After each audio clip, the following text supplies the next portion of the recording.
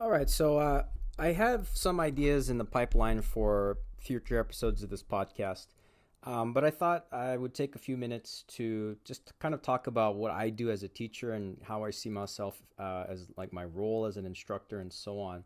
And for those of you listening who are usually my current and former students, but it could be other language learners as well, but it might give you some insight into not just my process and how I view language learning and instruction, but also maybe just to give you an idea of what teachers in general are doing, and a lot of the work that they do put into their job as teachers. So, for those of you who don't know me, my name is Chris Kowalczyk, and I've been teaching English to non-native speakers in Japan and here in the U.S. for about 18 years, 18 years now. I started in the summer of 2007 in Japan, and I still enjoy it. I'm always trying new things. I always say that I love teaching, but I hate working.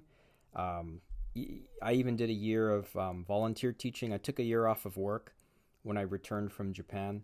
I just wanted to try different things, and then I was doing volunteer teaching for about 10 hours a week. So clearly, I like it. I think about it, and um, like I said, I'm always trying new things and learning new things.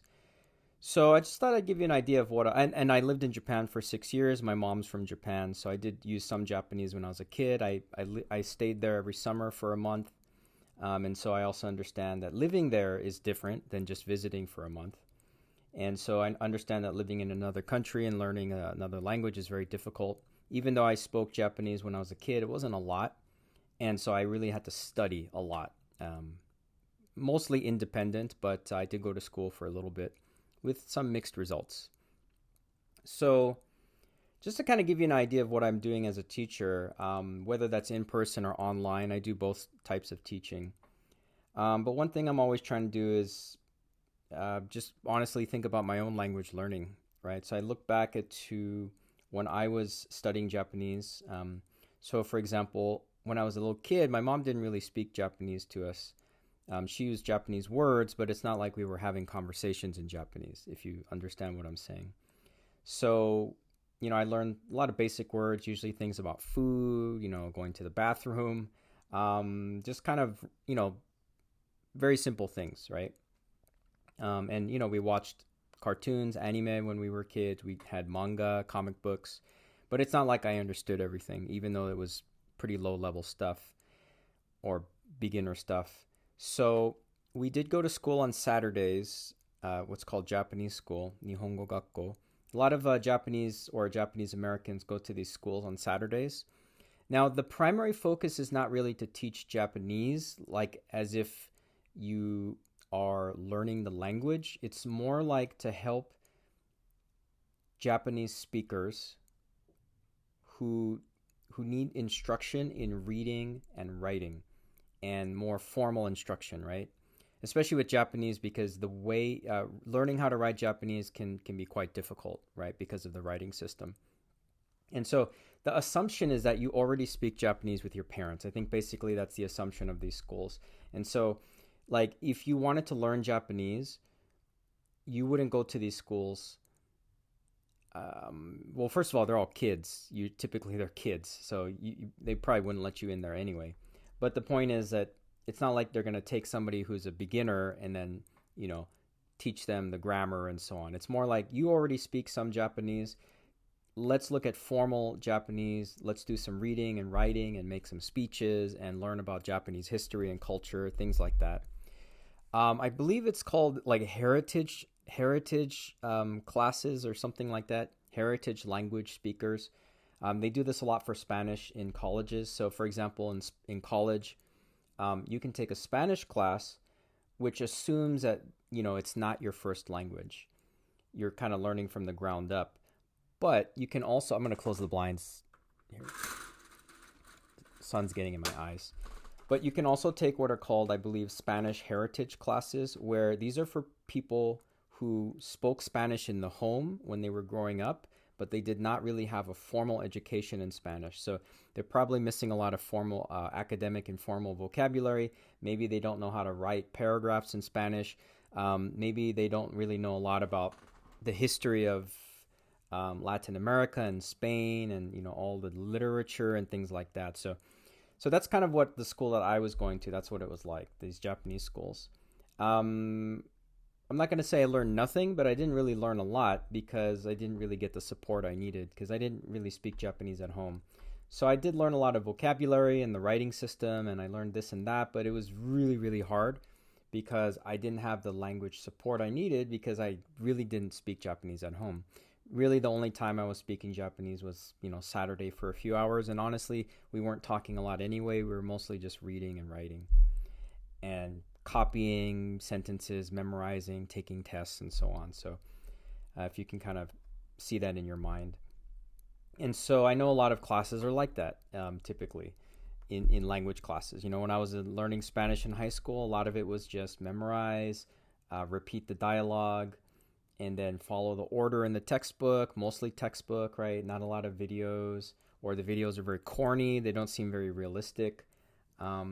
Not always. I don't want to be too negative, but that was typically it. And again, not a lot of conversation, or communication, mostly just repeating and very teacher centered, right? No, not a lot of authentic materials, no comic books, no advertisements, things like that, or very little. And then so when I moved to Japan in high school, after high school, I moved there for about 9 months. And I honestly just wanted to live in Tokyo. I just really liked Tokyo when I visited. My family is not from Tokyo. They're from the countryside. So my first time in Tokyo, I think, was actually like when I was 18, even though I had gone to Japan many times, like every year when I was a kid. So anyway, I was in Tokyo at age 20 for about 9 months studying Japanese in a school, language school, which I was paying for. Well, I should say my parents were paying for it. But it was good. I mean, I learned a lot, especially because I'm actually in Japan, right? But again, this is the same situation, right? Very teacher-centered. Here's the book. We're 95% of the time we're using the book. We're reading the book, copying material, copying the vocabulary, doing the exercises. And, I don't want to say I didn't learn anything because that's not true, but it was mostly formal vocabulary and not a lot of things that I was seeing in real life, even though I was actually living in Japan. A lot of the stuff in the book wasn't really what I was seeing every day. So I did learn a lot. It did help me with the grammar, but again, it was mostly just sitting down and reading and maybe talking to my partner a little bit. The teachers were very nice, but they didn't really teach us a lot about how to use Japanese in real situations. And I think they had to stick to the textbook anyway. I don't think they had a lot of freedom. And I'll say the most interesting things were the things outside of the textbook. So we had things like we had a skit where we would kind of create a story and then we would act it in front of the whole class. So if you know Doraemon, that's a very famous Japanese cartoon character. And then so we made a story based on that. It was so fun, and we presented in front of the whole school, not just the class. And so we have things like that, and I think it really got us invested. We used a lot of vocabulary. The teacher helped us, and those things were great. These projects, I should say. And another project that was great, it was very scary, but very helpful, was we did a survey. We went outside of the classroom, and there's a university nearby, a very famous university called Waseda University. It was like maybe a 5 or 10 minute walk, so it was not bad. And then so we just did a survey of the students there, and I was very nervous, but man, that really left an impression on me, and it really made me think carefully about my grammar and my vocabulary and so on, and it was real, right? And so I think, keeping that in mind, that is what I really try to emphasize in my classes. Now, not all the time, because to be honest, that takes more time for me to plan. In a perfect world, let's say if I was working 40 hours a week, I would only be teaching maybe 20 hours a week, which means the other 20 hours could be used for planning and developing materials and grading homework assignments and so on. But that's not the reality. I'm contracted for 36 hours, and so I keep a log of how much time I work. So that includes making copies, preparing any materials, and checking homework and so on. And so I'm contracted for 36 hours, and according to my logs, I usually keep it under 40 hours. Um, I think I'm pretty efficient. I could be more efficient. Could I do a better job? Of course I could, but I also have a life, and also I get paid for 36 hours, so I'm going to work for 36 hours, maybe a little bit more because I have to make copies, clean up the classroom, set up, go in 10 minutes early, turn the lights on, yeah, whatever, right? That's fine. But I this is I'm not Superman, okay? This is a job, right? But anyway, I think in an ideal world, I would be only teaching 20 hours a week, and then I would have 10 to 20 hours of preparation time. But whatever, I think I do a pretty good job within the circumstances. So my point is, this is what informs my teaching, right? I'm always, not always, but usually trying to think, okay, when do students use this language? When do students need this grammar? If we're learning about money, right? What kind of information do students need to know about money? Yeah, the textbook talks about credit cards and stocks and checks. I mean, nobody really uses checks anymore, right? Cash and bank and savings and checking accounts and so on. But that's not enough, right? Especially for our more advanced students. So what do we need to know? Well, they need to know about mutual funds, 401k, IRA accounts, 404, I think 457, 529 maybe. I think that's for students. So like uh, students who have children. So I mean like K through 12 students, they may have a separate account and you can put money in those accounts. Health savings accounts, right?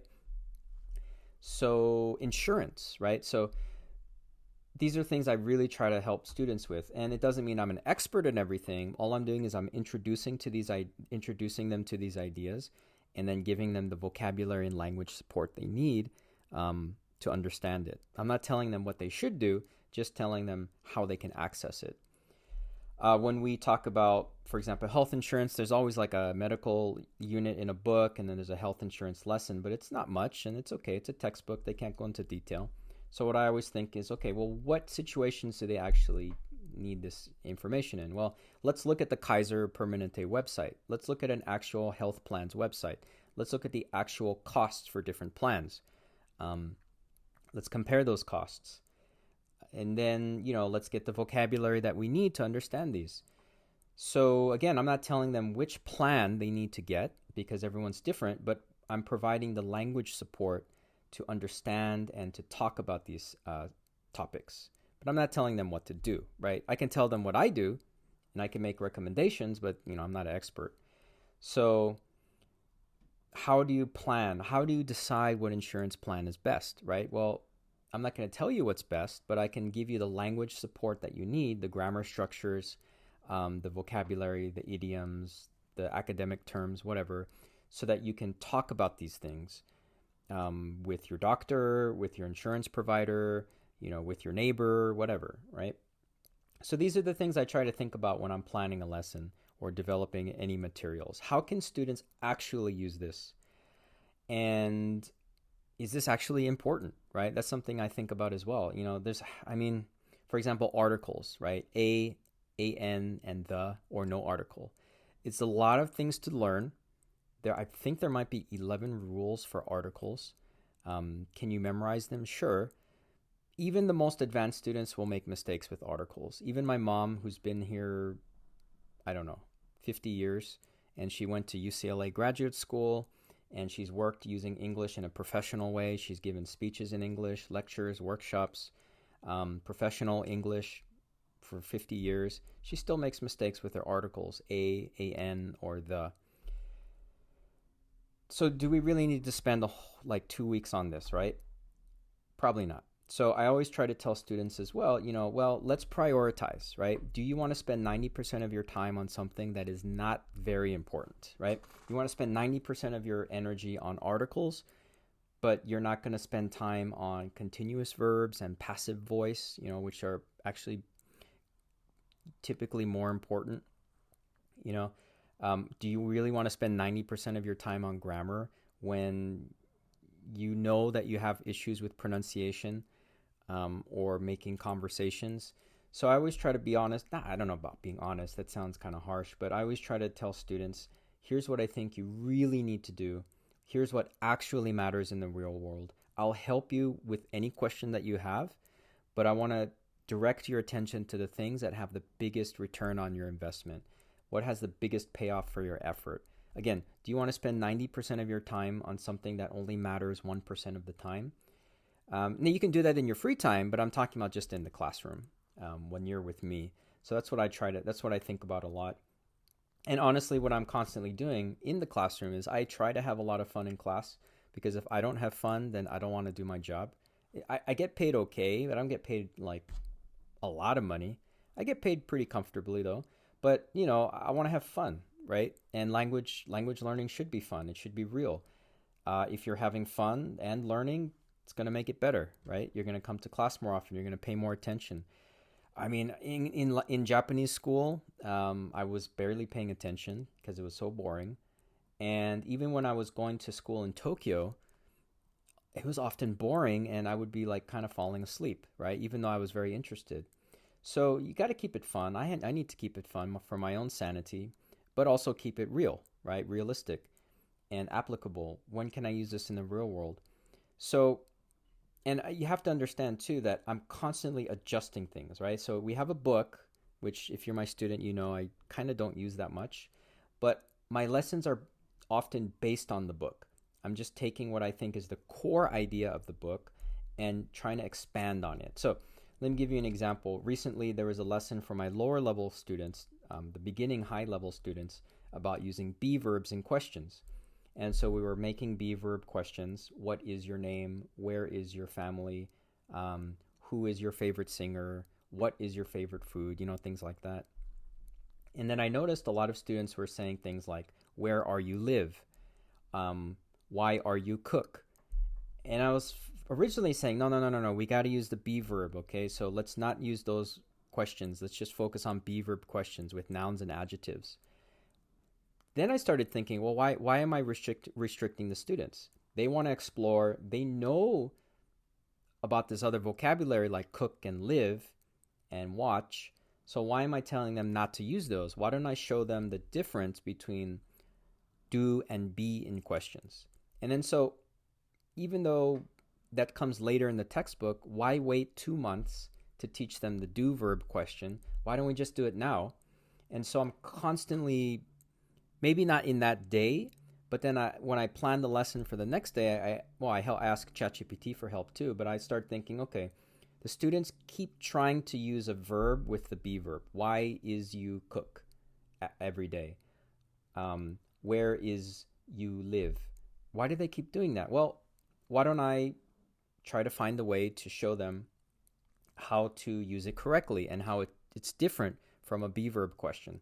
And so then we can work on those things side by side, right? Instead of restricting them to one thing. During the lesson in my advanced class, which is probably those of you listening, students might have questions about something. And I'll say, okay, maybe I don't have the answer now, but if students keep having questions about this or they keep struggling with this part of the lesson, why don't I just work on that more the next day, right? So that's what I'm constantly doing. Constantly saying during the class, what do students need and maybe what do they not need? So if a particular part of the lesson is easy or boring, we just skip it or I'll make it more interesting. If students are really struggling with one thing, then we can have another lesson that focuses on that. And I'm always trying to make the lessons relevant. Now, it's not a one-on-one lesson because that's tutoring, right? But if there are enough things happening where I see a trend, or if one student has a question, other people might or probably have a similar question, right? How can I adapt?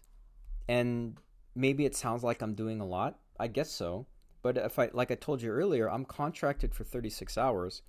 And according to my log that I keep, I always work 40 hours or less during the week. Now, I'm at 100% during those working hours, constantly thinking and working on things. But it's not like it's taking extra time. I'm not staying up late at night. I'm not working on the weekends.